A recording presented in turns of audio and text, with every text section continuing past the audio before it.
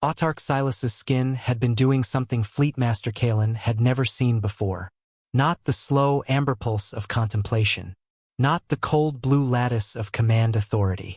Something faster, uneven.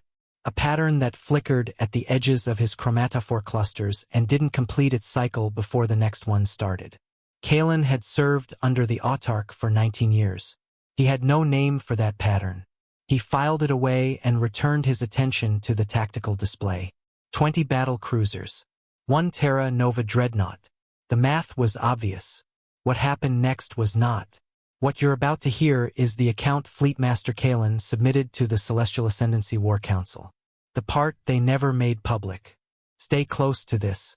3 standard cycles before the Obliterator entered Terra Nova orbit, Kalen had reviewed the intelligence summary on the species with the detachment he gave to all pre-contact assessments. Primitives. Confined to a single system. Their propulsion technology predated the Ascendancy's 3rd expansion era. Their energy weapons registered as atmospheric, barely capable of achieving orbital saturation. One of his junior analysts had used the word quaint. Kalen hadn't corrected him. He should have. The first anomaly arrived not as a threat but as a footnote. A scout vessel, designation Heron 7, had gone dark 40 minutes into standard perimeter mapping. The recovery team's report listed the cause as an electromagnetic pulse, localized and precisely timed, delivered by a Terra Nova craft 1/4 Heron 7's mass. The craft had physically attached itself to the scout's hull before firing. No energy signature, no targeting lock, no warning. Kalen read that line twice. Then he moved on. That was the first mistake. Marshal Hayes's transmission came 6 hours later, broadcast on all frequencies without encryption, without diplomatic framing, without the careful deference the Ascendancy's initial contact protocols were designed to elicit. It was 11 words. Kalen still remembered them exactly. Terra Nova is not interested in your terms. Good day, Fleetmaster. The chromatophore shift that moved across Autarch Silas's neck during playback was the deep crimson of institutional insult. Kalen felt it too, distantly, the way a soldier feels weather changing. He recommended a measured demonstration of firepower. The Autarch approved. Standard procedure. Then Vanguard appeared. It dropped from transit at the edge of the Obsidian Expanse at 0340 station time and sat there, broadcasting nothing, for 4 full minutes before Kalen's sensor teams finished arguing about what they were looking at. A dreadnought, over-engineered by any metric the Ascendancy used to classify vessel mass, armor redundancy, and structural load-bearing. It looked, one of his officers said quietly, like something that had been built to survive rather than to win. Kalen wasn't sure yet those were different things. Commander Vance's request to board the Ascendant came via standard diplomatic frequency, politely worded with a 2-hour response window. He brought one person, lead engineer Ilera. No weapons Ascendancy sensors could detect. That last part should have been a second footnote. It wasn't flagged. Vance and Ilera spent 40 minutes aboard the Ascendant. Kalen reviewed the internal sensor logs afterward. He watched Ilera run her hand along the Ascendant's primary energy conduit, housing the way someone runs a hand along old furniture, appreciating the craft without being impressed by it. He watched Vance stand in the weapons bay and say nothing for a long time. Then Vance turned to the Ascendancy's weapons chief and asked politely what the conduit tolerances were rated for under sustained fire. The weapons chief answered. Kalen watched Vance nod slowly, the way someone nods when a number confirms what they already suspected. Ilera was taking notes. Not on a datapad. On paper. Kalen noticed that detail and then spent approximately 30 seconds thinking about whether the ship's atmospheric recyclers needed servicing, because that was easier than processing what paper implied about how little Terra Nova feared its notes being intercepted.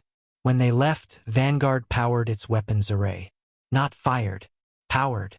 The gravitational lens signature that bloomed across Kalen's sensor grid was enormous, structured in concentric redundancy layers he had no classification for, each one folding incoming energy back along its own vector. The Ascendancy's entire tactical doctrine was built on energy projection. The gravitational shielding didn't absorb it. It returned it. Politely. Ascendancy reinforcements dropped into the Obsidian Expanse 14 minutes later. 42 vessels. Strategos Rin's battle group, full containment formation. Vanguard didn't move. Autarch Silas transmitted the attack order from the command ship at 0611. 20 battlecruisers broke formation and opened fire simultaneously, a coordinated energy salvo that should have reduced any known vessel to component atoms. Kalen watched his own fleet's weapons wash across Vanguard's gravitational shielding and curve away into open space like water around stone. Then Vanguard fired back. No targeting warning. No energy buildup his sensors could read. Just a sequence of near-light-speed kinetic slugs, each one a physical mass moving so fast that by the time the Ascendancy's point defense systems registered the launch signature, the projectiles had already arrived. 9 battle cruisers. The hits weren't explosive. They were geometric.